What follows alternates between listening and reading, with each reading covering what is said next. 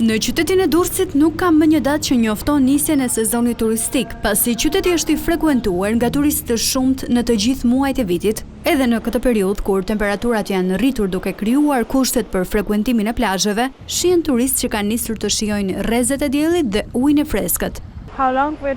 Kemi ardhur për pushime në Durrës, mendojmë se është çdo gjë mirë, vetëm se prisni më shumë diell dhe mot më të ngrohtë. Ne jemi nga Islanda dhe vim për herë të parë. Do të shkojmë për të parë amfiteatrin, xhamin Fatih dhe plazhin. Kemi ardhur të kalojmë vetëm pak ditë pushime.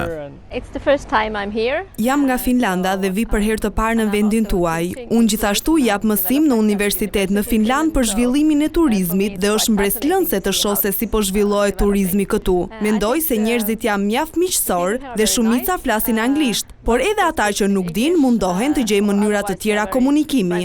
Eduard Xhepa, kryetari i shoqatës së turizmit në Durrës, thotë se aktualisht kemi një sezon më të gjatë turistik dhe këtë vit ka nisur që në muajin prill.